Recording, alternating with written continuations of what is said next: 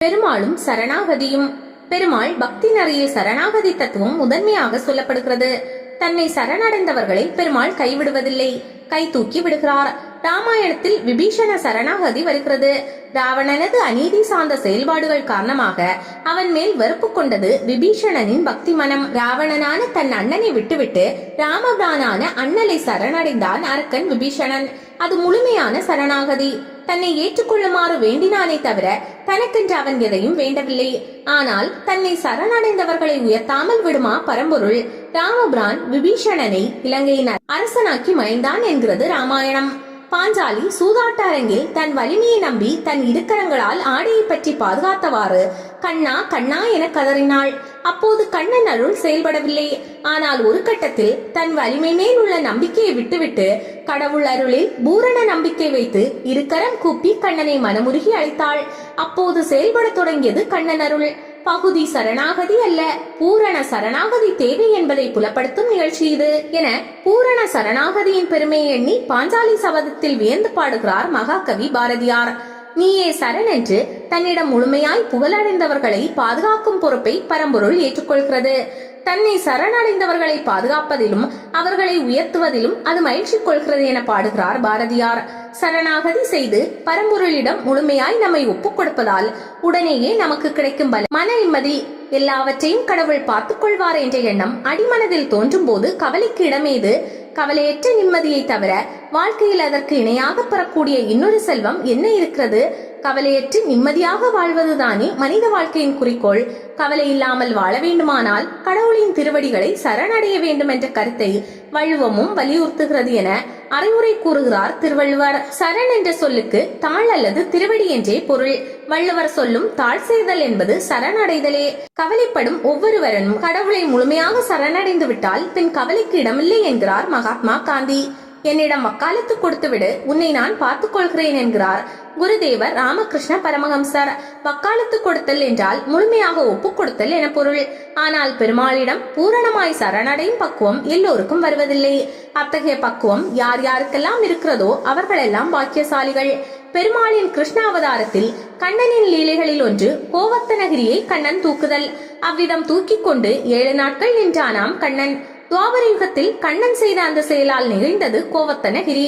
அதற்கு நன்றியாக தான் தன்னை 7 நாட்கள் தூக்கி நின்றவனை கலியுகத்தில் 7 மலையாக தாங்கிக் கொண்டிருக்கிறது அது என்கிறார்கள். கோகுலத்தில் ஆண்டுதோறும் இந்திர பூஜை செய்வது வழக்கம். இந்திரனின் கர்வத்தை அடக்க விரும்பிய கிருஷ்ணன் இந்திரனுக்கு ஏன் பூஜை செய்ய வேண்டும்? கோவர்த்தனகிரி தானே நமக்கு எல்லா வளங்களையும் தருகிறது. எனவே அந்த மலைக்கு பூஜை செய்தால் போதுமே என வாதிட்டான். கோபர்கள் அதை ஒப்புக்கொண்டு கோவர்த்தனகிரிக்கு பூஜை நிகழ்த்தினார்கள். கண்ணன் கடவுள் என்பதை மறந்த இந்திரன் கண்ணனிடமே கோபம் கொண்டான்.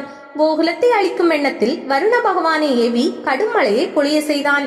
பிரளய காலம் போல் மழை கொட்டோ கொட்டென்று கொட்டியது. கோபியர்கள் அஞ்சி நடுங்கினார்கள். இந்திரனின் செயலை எண்ணி நகைத்தவாறே தன் ஒற்றை விரலால் கோவர்த்தனகிரியை அனாயசமாக தூக்கி பிடித்த கண்ணன் கோபியர்கள் அனைவரையும் அந்த மலையின் கீழ் பாதுகாப்பாக ஒதுங்குமாறு பணித்தான். மலைக்கு அஞ்சிய அனைவரும் கண்ணனை சரணடைந்து அந்த மலையின் கீழ் வந்து நின்று கொண்டார்கள் என இந்த கிருஷ்ணலீலையை பாடி பரவுகிறார் குழந்தை கவிஞர் அளவள்ளியப்பா. ஆனால் மலைக்கு அந்த மலையின் கீழ் ஒதுங்கிய அனைவரும் கண்ணனை பூரணமாய் சரணடைந்தவர்கள் தானா? அல்ல, அவர்களில் வேறுபாடு இருந்தது. மலையின் கீழ் வந்து நின்று விட்டாலும் கூட ஒரு சிலருக்கு மனதில் சந்தேகம் இருந்தது. மிக சிறியவன் அல்லவா கண்ணன்? அவன் கரங்கள் பிஞ்சு கரங்கள், மலையோ மிக பெரியது.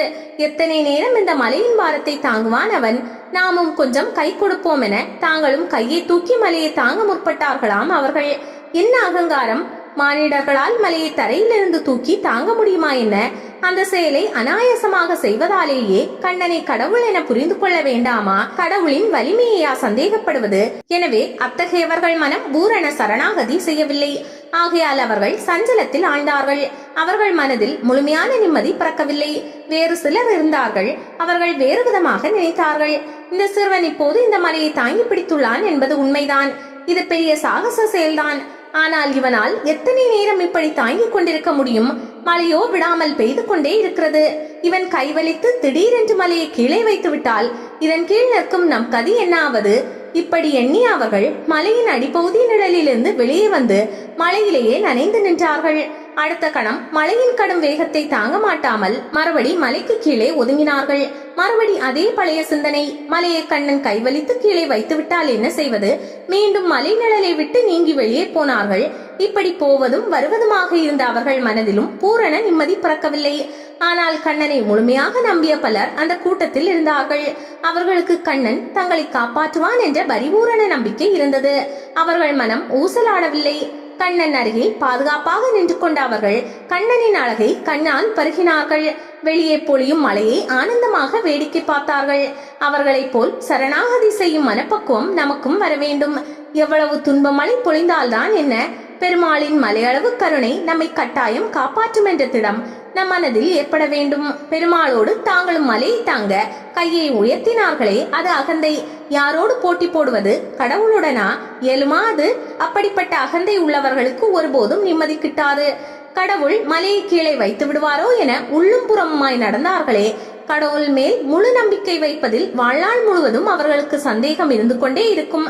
அவர்களுக்கும் நிம்மதி ஏற்படாது.